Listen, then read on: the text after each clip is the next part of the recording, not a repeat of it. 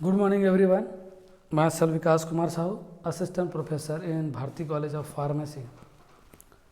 Today we will discuss about hospital and its function and departments.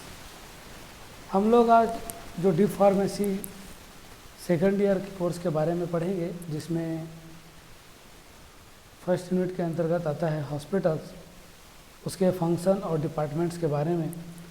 तो थोड़ा सा हम ब्रीफ देख लेते हैं, उसके बाद फिर हम आगे डीप में स्टडी करेंगे।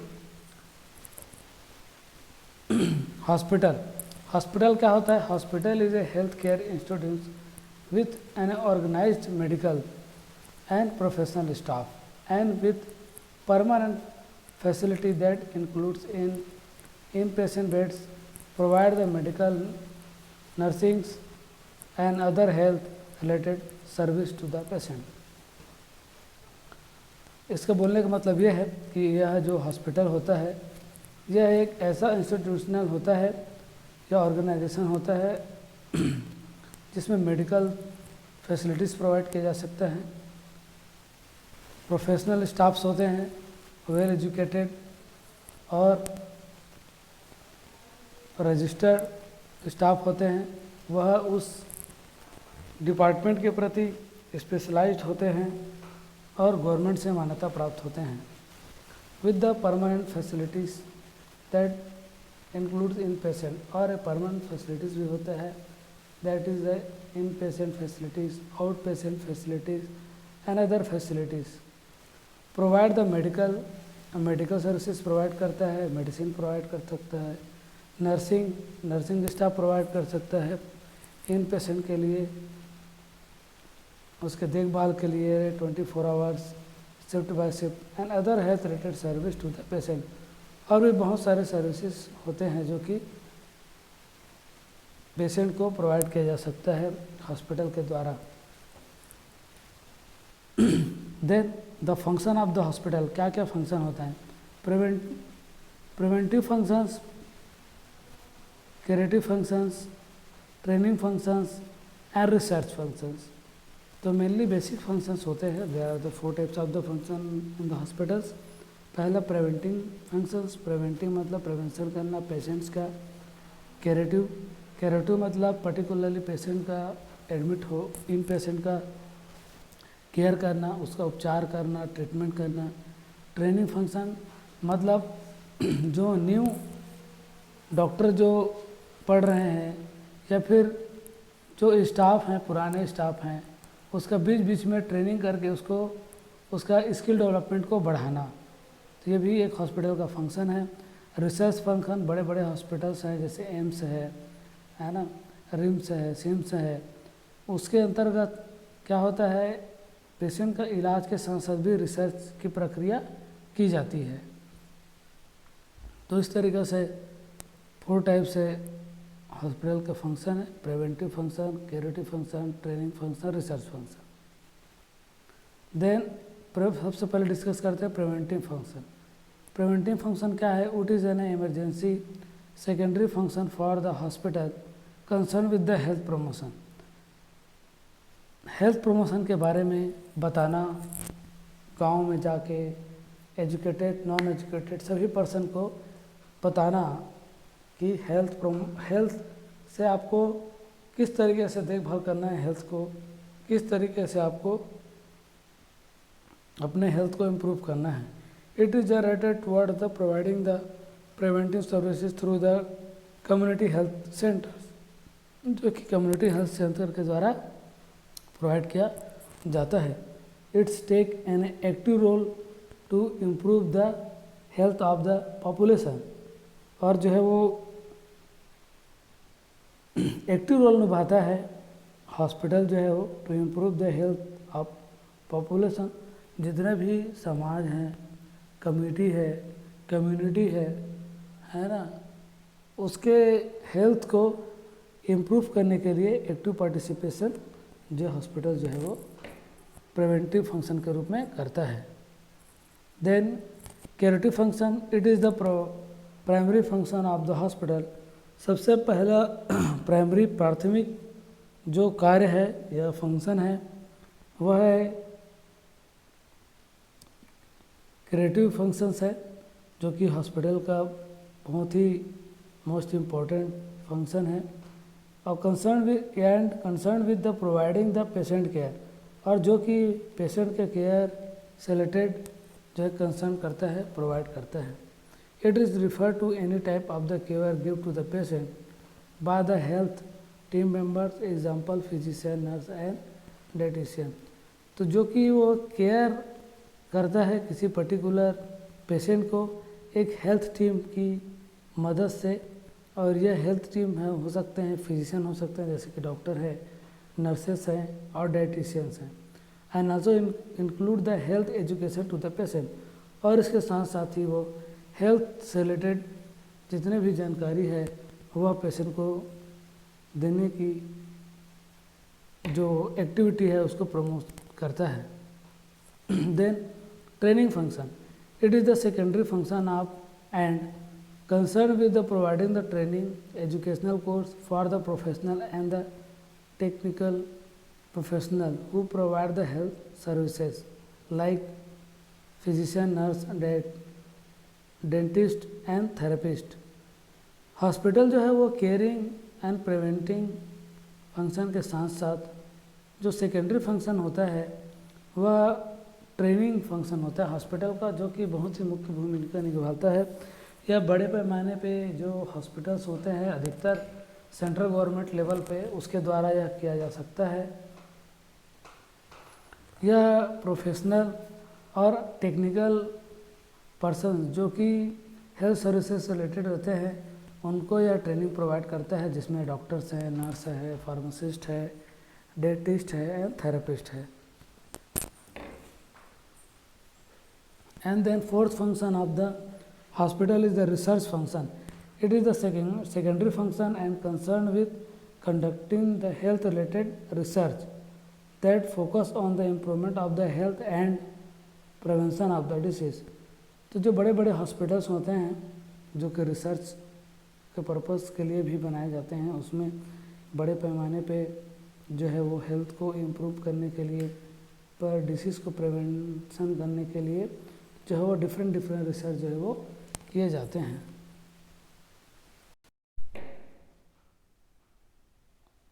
देन उसके बाद हम देखते हैं departments of the hospital. There are the different type of the department in the hospital. सबसे पहले हॉस्पिटल डिपार्टमेंट्स तो 2 टाइप से डिवाइड हैं। पहला है आउट पेशेंट्स, सेकेंडरी है इन पेशेंट डिपार्टमेंट्स। इसको शॉर्टकट में ओपीडी और आईपीडी के नाम से भी जाना जाता है। Then outpatient department. Outpatient department क्या होता है? Outpatient department investigation and the curative work can be done without admitting in the client या फिर और पेशेंट्स। पेशेंट को बिना हॉस्पिटल में एडमिट किए उसका केयर करना, उसका ट्रीटमेंट करना, उसको बोलते हैं हम OPD patients, OPD out patient department, जिसमें बहुत सारे डिपार्टमेंट इंक्लूड्स होते हैं जो कि उसका बिना एडमिट किए उसका ट्रीटमेंट और केयर करते हैं। इसमें जो भी डिपार्टमेंट इंक्लूड रहते हैं वह डॉक्टर्स हैं, नर्सेस हैं, फार्मासिस्ट हैं, अटेंडर है और रिसेप्शनिस्ट हैं। तो ये सभी मिलके डायग्नोसिस डिपार्टमेंट है, टेक्निकल डिपार्टमेंट है, नॉन टेक्निकल डिपार्टमेंट है। तो ये सभी जो मिलके जो आउट पेशेंट होते हैं उसका केयर और ट्रीटमेंट करते हैं। तो ओवरऑल इस पूरे डिपार्टमेंट को आउट पेशेंट डिपार्टमेंट कहा जाता है। स्कोप क्या है? The consultation, investigation, procedures, speciality, services, ये सब जो सर्विसेज हैं वो प्रोवाइड किया जा सकता है। Preventing and promoting the health care, rehabilitation services, health education, counsellings. उसके बाद in patient departments. In patient department means that the process required to patient to be admit to the hospitals preliminary so that he or she can be closely monitored during the procedure and afterwards during recovery. In patient department उस department को कहते हैं जिसमें किसी particularly patient को या client को admit करना बहुत ज़रूरी होता है या फिर प्राइमरी रिक्वायरमेंट होता है, जिसके थ्रू हम उसका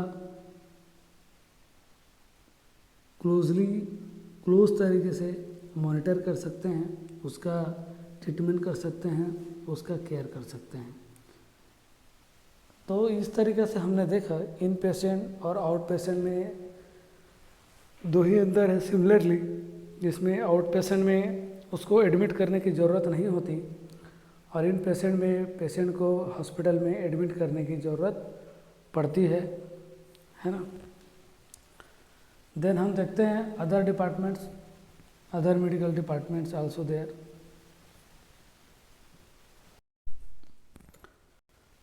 Medical department. Medical superintendent is the doctor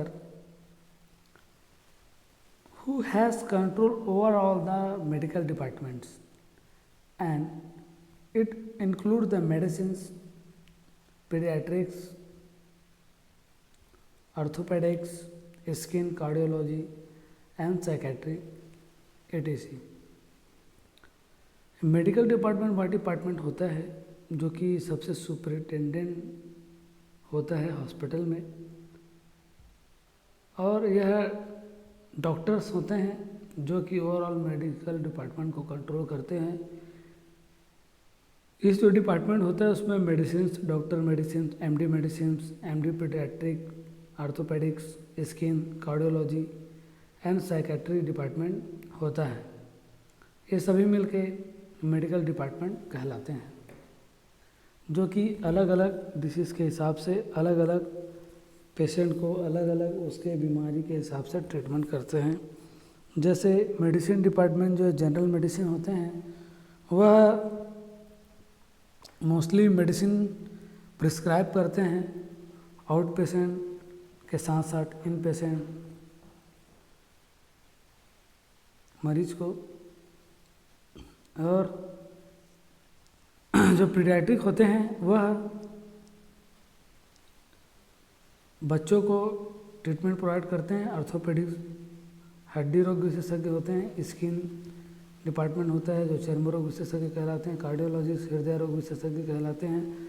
psychiatric जो है मनोरोग विशेषज्ञ कहलाते हैं। इस तरीके से मेडिकल डिपार्टमेंट कंप्लीट होता है। डिफरेंट डिपार्टमेंट से मिलके एक मेडिकल डिपार्टमेंट बनता है। Then nursing department, the nursing department consist of the nursing services and nursing education. The nursing primary aim is to provide the comprehensive, safe and well organized nursing care through the personnel of the department. जो nursing department होता है वह भी बहुत महत्वपूर्ण होता है किसी भी हॉस्पिटल ऑर्गेनाइजेशन के लिए, क्योंकि वह पेशेंट को केयर करने के लिए, उसका ट्रीटमेंट करने के लिए बहुत ही मुख्य भूमिका निभाता है। और यह नर्सिंग फैसिलिटी प्रोवाइड करने के साथ साथ nursing education, nursing training facility भी प्रोवाइड करता है हॉस्पिटल के द्वारा। देन ऑपरेशन थिएटर होता है हॉस्पिटल में।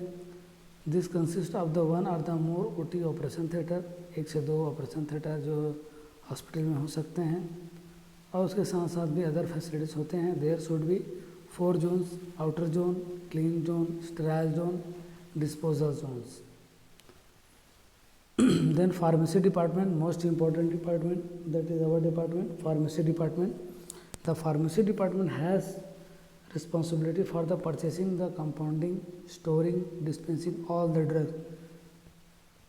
हॉस्पिटल में जितने भी मेडिसिन होते हैं वह जो है वो फार्मासिस्ट के अंडर कंट्रोल में रहता है, चाहे वो कितने भी अमाउंट में मेडिसिन हो। तो डिफरेंट मेडिसिन होते हैं, उसके डिफरेंट कंडीशन के हिसाब से सभी मेडिसिन को स्टोर करके और रैक में जमा के रखना पड़ता है as per their requirement temperature. तो इस तरीक़े से मेडिसिन को देखा जाता है कि बहुत ही मुख्य भूमिका निभाता है। और ये जो डिपार्टमेंट है वह सही मायने में देखा जाए तो हॉस्पिटल की ब्लड कहलाया जा सकता है, क्योंकि अगर मेडिसिन है ना हो तो हम पेशेंट का ट्रीटमेंट कर ही नहीं सकते। जिस प्रकार ब्लड नहीं होगा उसी प्रकार ब्लड नहीं होगा बॉडी में, उसी प्रकार अगर मेडिसिन नहीं हुआ हॉस्पिटल में तो हम उस पेशेंट का ट्रीटमेंट कर ही नहीं सकते।